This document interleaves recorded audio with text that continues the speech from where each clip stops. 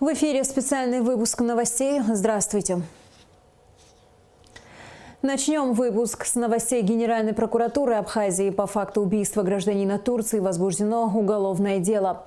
Сегодня, 23 мая 2023 года, в городе Сухум, примерно в 14:10, на пересечении улиц Сахарова и Арзанба в результате стрельбы из огнестрельного оружия был убит гражданин Турции Айдын Ахмед, 2002 года рождения. А 4 граждан были доставлены в медицинские учреждения с ранениями различной степени тяжести. Среди пострадавших несовершеннолетний 2009 года рождения.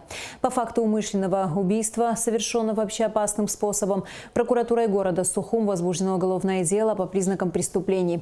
В настоящее время проводятся оперативно-следственные мероприятия, направленные на установление обстоятельств произошедшего и лица, совершившего данное преступление. Об этом сообщает пресс-служба Генпрокуратуры Абхазии.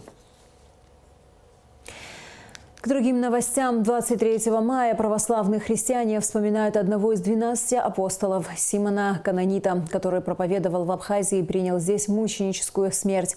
В этот день во всех храмах республики проходят торжественные богослужения. Подробности в репортаже Гугуцы Вардания.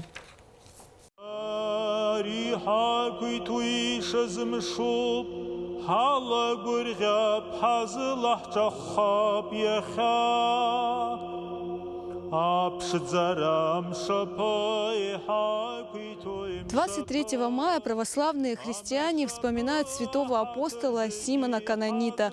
Этот праздник имеет большое значение не только для православной Абхазии, но и для всего христианского мира. Ведь один из 12 апостолов Иисуса Христа проповедовал в Абхазии. Здесь покоятся его мощи». Один из самых главных христианских праздников Абхазской православной церкви после Пасхи – День памяти апостола Симона Канонита, который был послан на землю абазгов, чтобы проповедовать Слово Божье.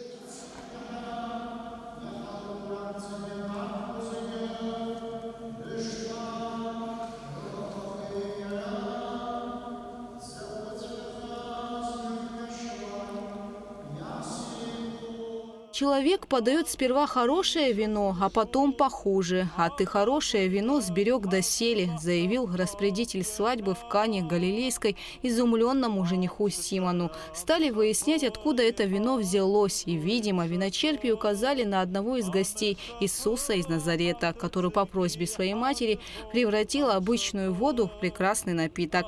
Первое чудо, которое Христос явил окружающим, произошло на свадьбе Симона Канонита. Жених был настолько потрясен, что стал преданным учеником Господа. После вознесения Спасителя на небеса все ученики Иисуса получили божественный дар – исцелять, пророчествовать и способность говорить на разных языках. Апостолы разделили между собой страны, куда они должны были нести Слово Божье. Абхазская земля по жребию досталась Богородице, но в тяжелое путешествие отправился ее родственник Симон Канонит.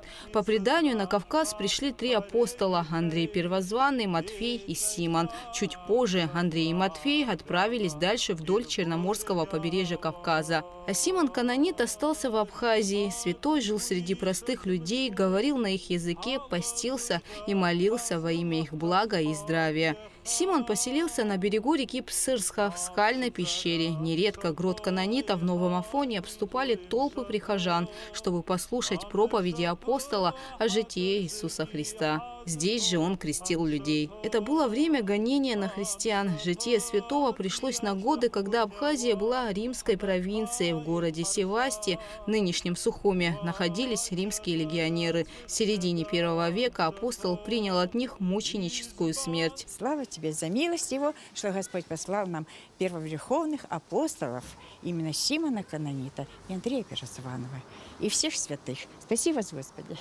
23 мая в республике выходной. Традиционно в праздник во всех храмах проходят торжественные богослужения. Абхазия входит в ряд стран с самого раннего распространения христианства.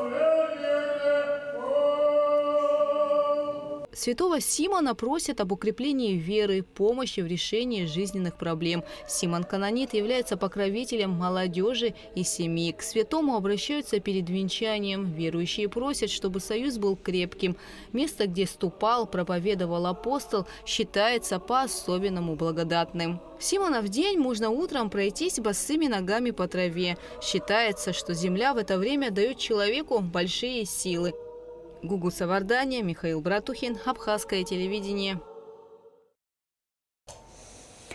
Современное состояние и потенциал развития туризма – это тема круглого стола, который состоялся в АГУ. Его организаторы – экономический факультет и отдел науки и аспирантуры. Гости – вице-премьер, министр финансов Владимир Делба, министр туризма Тимураз Хишба, министр юстиции Андрей Барцыц, депутаты парламента и представители профильных ведомств и учреждений.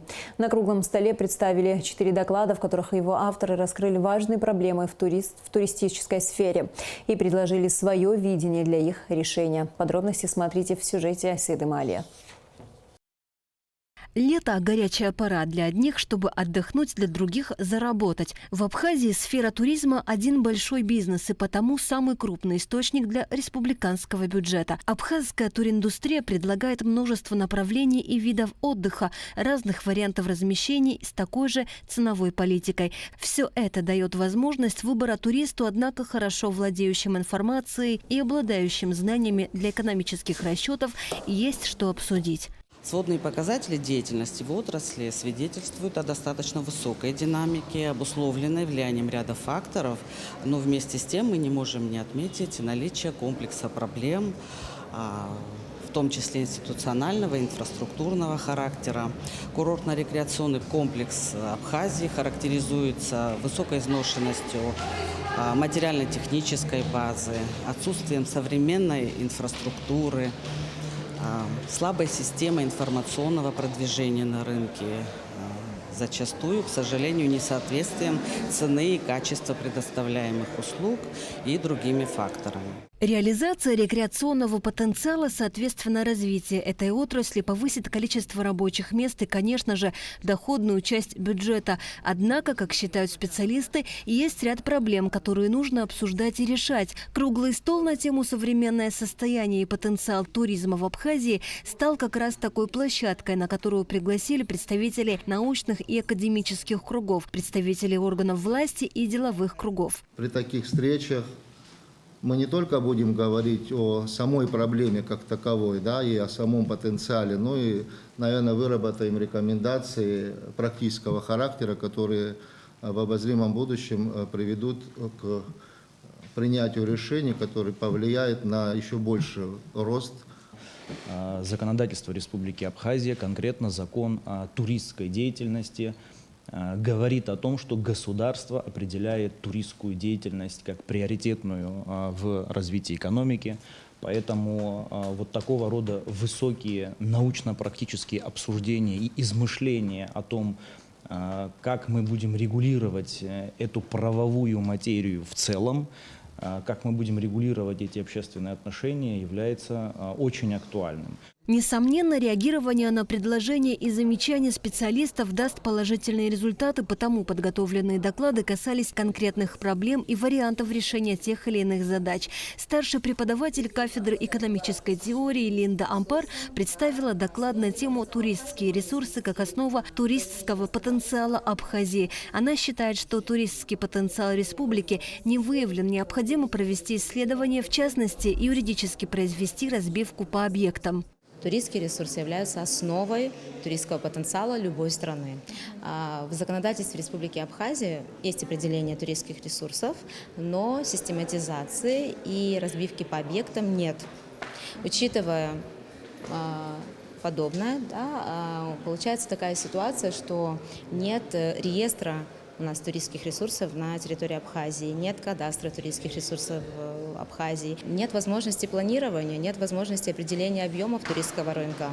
Участники круглого стола, начальник экспертно-правового отдела Минэкономики Абхазии Анзор Цко согласился с тем, что понятие «туристский потенциал» нужно развивать и конкретизировать. Необходимо провести правовую работу, которая должна предшествовать информационно-аналитическая работа. Мы можем отметить, что есть необходимость внесения правок в наше законодательство в этой части, а также помимо внесения правок в действующий закон осуществить правовой анализ необходимости внесения изменений и в подзаконные акты. В частности, по трудовым ресурсам в действующем законе говорится, что классификация видов туристических ресурсов определяется в соответствии с законодательством Республики Абхазия. Здесь требуется уточнение, каким именно подзаконным актом нужно это делать. Либо же на уровне акта Кабинета министров, либо же на уровне акта Центрального органа госуправления в области туризма. Заместитель декана экономического факультета, старший преподаватель кафедры бухгалтерского учета и аудита Инал Хамгоков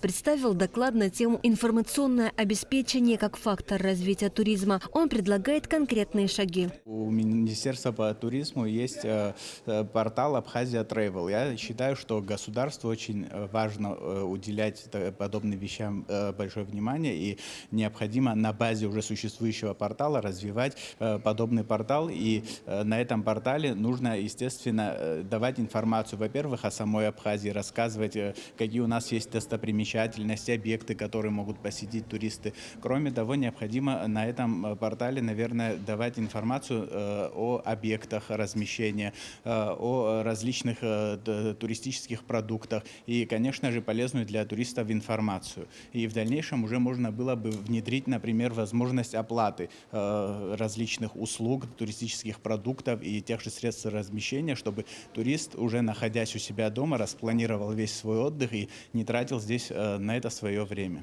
Депутат парламента Дауд Хутаба с видением докладчика согласился и наряду с ним озвучил свою идею создания приложения для мобильных телефонов. Я как турист, если ехал бы в какую-то страну, я очень хотел бы иметь возможность скачать приложение, которое позволит мне. Вот вы говорили о самых разных сферах, например, что касается здоровья, что касается безопасности, то есть связаться всегда с тем же Министерством внутренних дел.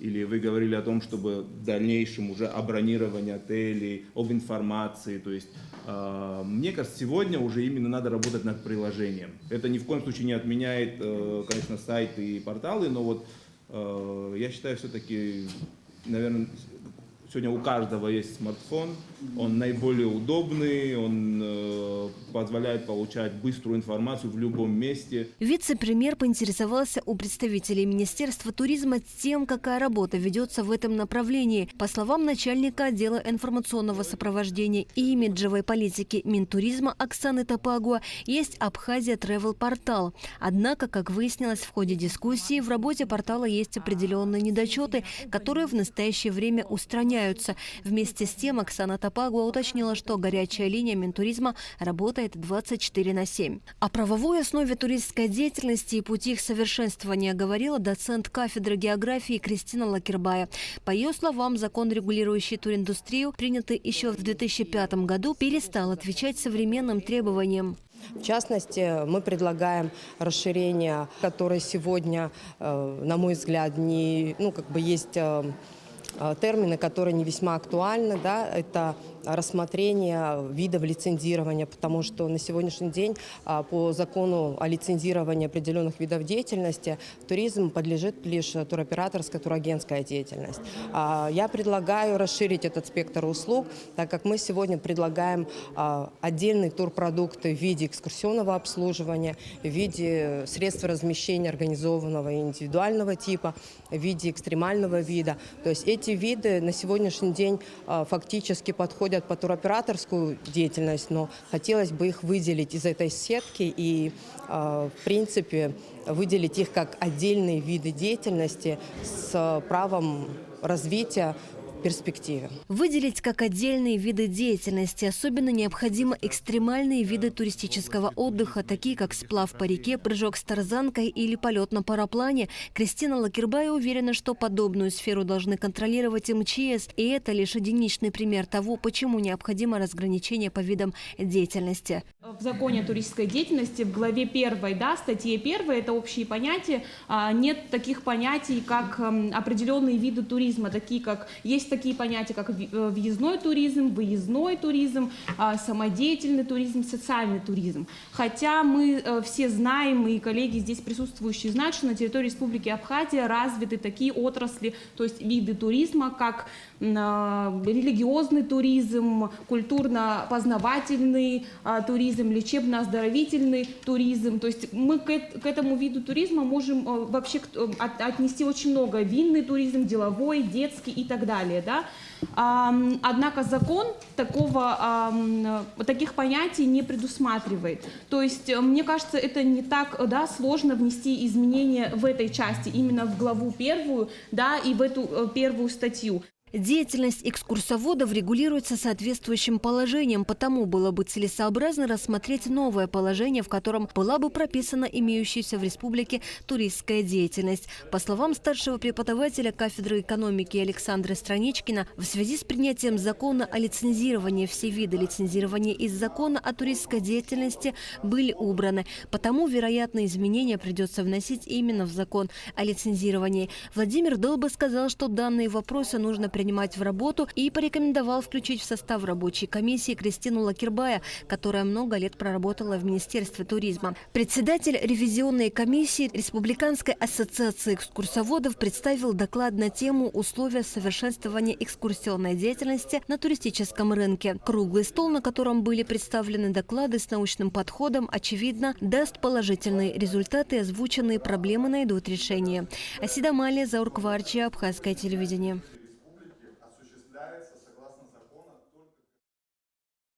На этом наш выпуск завершен. До скорых встреч в эфире.